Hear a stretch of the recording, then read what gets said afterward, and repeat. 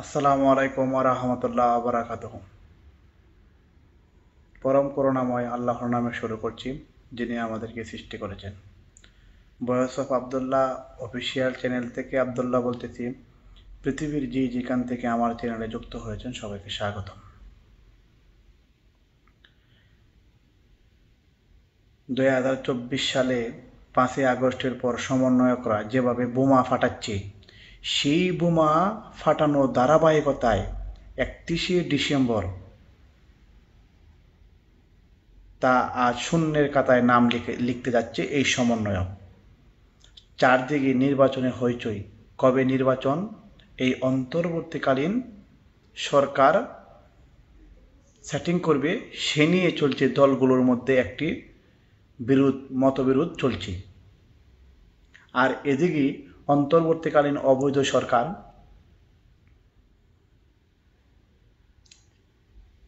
কিভাবে ক্ষমতায় থাকবে নির্বাচন না দিয়ে সেটি পায়তারা করছে। অন্তর্বর্তীকালীন অবৈধ সরকার এবং সমন্বয়করা তারা প্রতিনিয়তই বলছে শুধু নির্বাচনের জন্য এত লোক প্রাণ দেয় নাই। তার মানে বোঝা যাচ্ছে তারা নির্বাচন ছাড়াই অন্তর্বর্তীকালীন অবৈধ সরকার ক্ষমতা টিকে থাকতে চায় দীর্ঘ লম্বা সময়। কিন্তু মাঠ পর্যায়ে বর্তমানে ক্ষুধার্ত বিএনপি, জামাত, এবি পার্টি, বিভিন্ন দলের যে মত বিনিময়, সেটিকে বাস্তবায়ন করার জন্য তারা উঠে পড়ে লেগেছে। তারা 72 সংবিধানকে নাকচ করে দিয়ে বলছে আমরা 72 যে সংবিধান আমরা তা গ্রহণ করেছি। সেখানে বিভিন্ন দলের মতামত প্রকাশ পেয়ে এই সমন্বয়ক আজ মাইনকার চিপায় পড়ে যাচ্ছে। ফাটা বাঁশের চিপায় পড়ে গিয়ে এই সমন্বয়ক আজ ক্ষুধার্ত হচ্ছে। এই সমন্বয়ক শুধু হুঙ্কার, চেঁচামেচি আর কোনো ধরনের সুষ্ঠু নিরপেক্ষ সংস্কার উন্নতমূলক কোনো কাজের কোনো বালাই নেই। এই বর্তমান সময়ে সমন্বয়ক শব্দটি একটি বিষাক্তময়। বিএনপি অতি দ্রুত চাচ্ছে কীভাবে নির্বাচন পরিবেশন করা যায়, সেদিকে খেয়াল রেখে তারা সামনের দিকে এগিয়ে যাচ্ছে।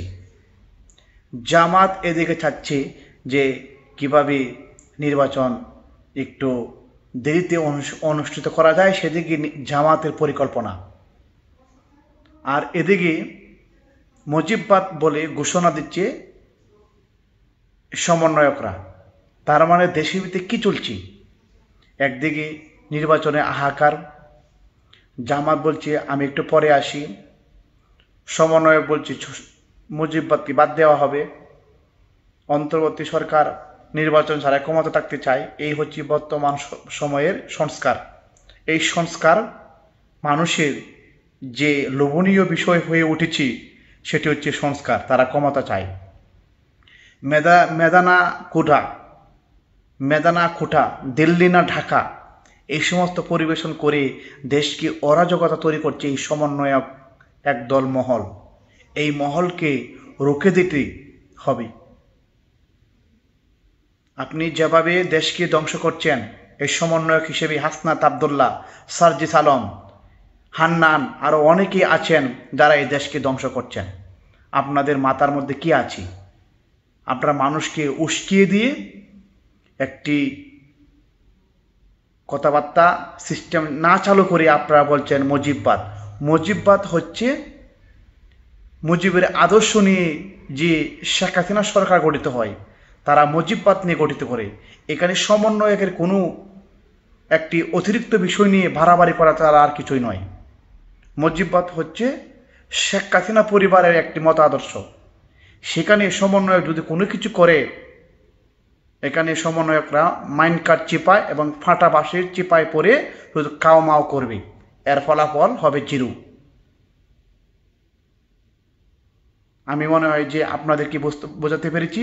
সংবিধান হচ্ছে একটি স্বতন্ত্র স্বাধীন দেশ হিসেবে যে কোনো দলের জন্য তা অনুসরণীয়। এই অনুসরণ করেই আপনাকে দেশে রাজনীতি যে কোনো পরিবেশ আপনি চাইলেই করতে পারবেন। এই সংসদ এবং সাংবিধানিক ৭২-এর যে রচিত সাংবিধানিক কলাম, সেই কলামকে আপনি বাদ দিতে পারবেন না।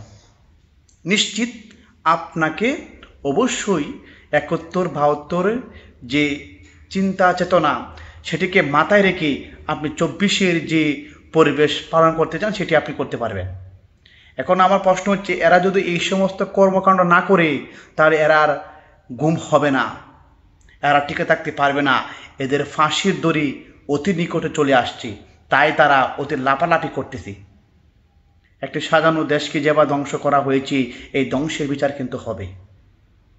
চাই আমি বাংলাদেশের মানুষের জনশক্তি এবং বাংলাদেশের যে তৃণমূল পর্যায়ের যে শ্রমজীবী মানুষ, যারা প্রতিনিয়ত কষ্টের সাথে পাঞ্জা লড়ছেন, তাদের সমর্থন চেয়ে শেখ হাসিনাকে আবার পুনরায় গঠন করার জন্য আমি আপনাদের কাছে আহ্বান করছি। আজ আমি বিদায় নিচ্ছি, দেখা হবে পরে কোনো ভিডিওতে ইনশাল্লাহ।